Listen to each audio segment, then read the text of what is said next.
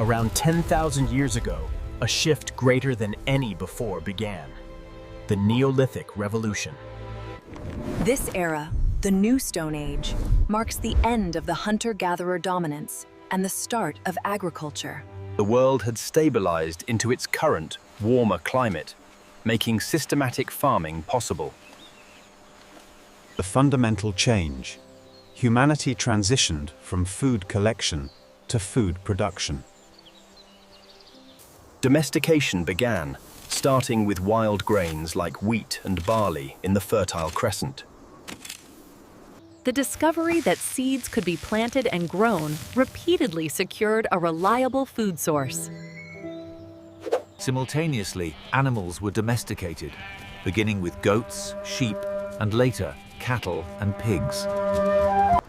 Animals provided not only meat but also secondary products, milk, wool, and later, labor. The Neolithic Revolution was not a quick event, but a slow process spanning thousands of years across regions. With stable food sources, permanent settlements became necessary to tend fields and store harvests. The first true villages were born, eliminating the need for a nomadic, mobile lifestyle.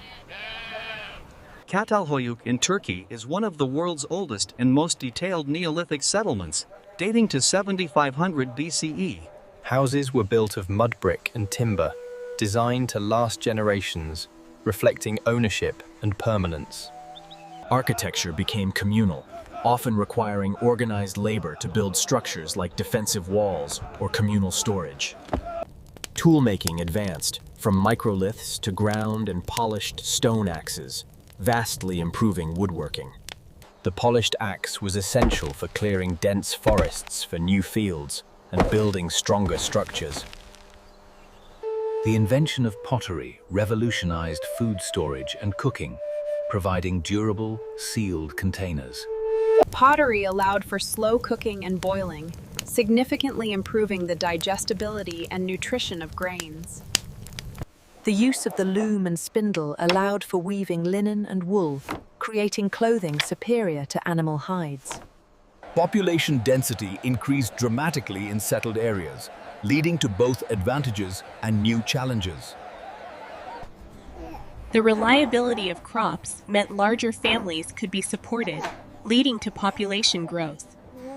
However, reliance on a few staple crops led to nutritional deficiencies compared to the diverse Paleolithic diet. Living in close proximity with domesticated animals increased the risk of zoonotic diseases spreading to humans. Sanitation became a major issue, as waste accumulated in permanent settlements, leading to outbreaks. Social hierarchy began to solidify.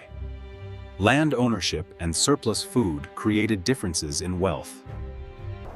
The accumulation of food surplus created the need for defense, leading to early forms of military organization.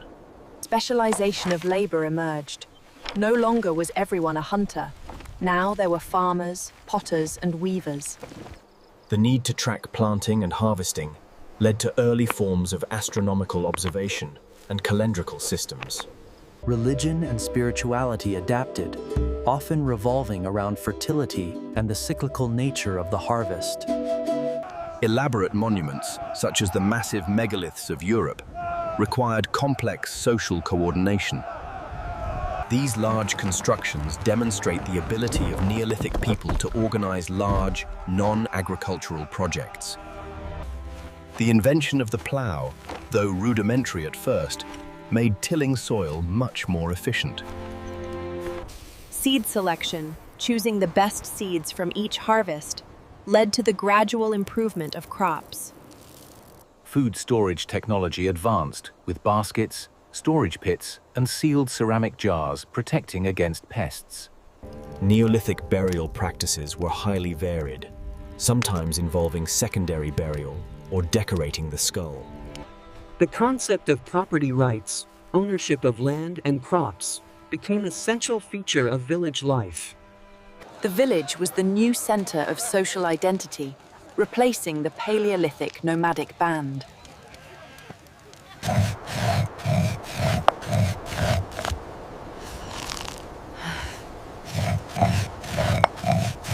The demand for stone resources led to early mining operations, digging deep for quality flint and obsidian.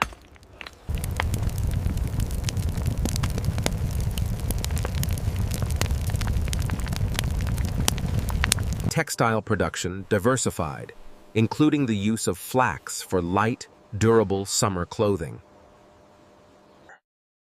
The reliance on predictable rain cycles made communities vulnerable to drought and famine. A fair exchange merchant, the finest lapis from the eastern mines. And the purest copper from the western mines. We have a deal. The spread of farming often led to the displacement or absorption of remaining Mesolithic hunter-gatherer groups.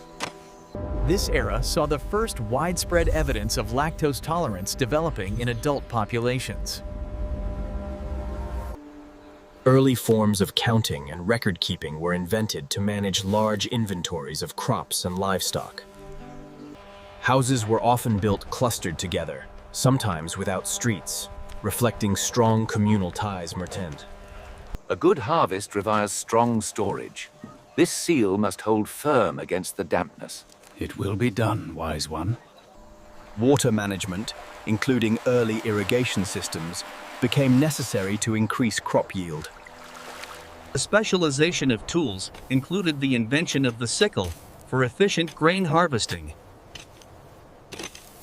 Villages grew into towns, eventually leading to the first proto-cities at the very end of the Neolithic period. Neolithic people were the world's first true chemists, understanding how to temper clay and ferment foods.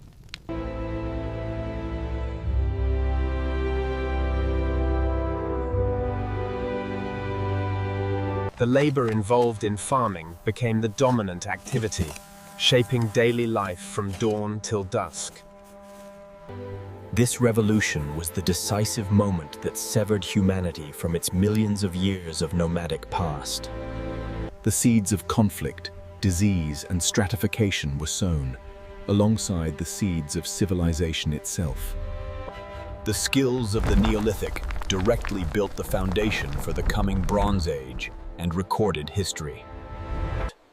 Every organized society today, from its farms to its cities, is a direct legacy of this era. It was the ultimate turning point, setting humanity on the path to global dominance. The Neolithic Revolution, where the modern world truly began. End of episode 3.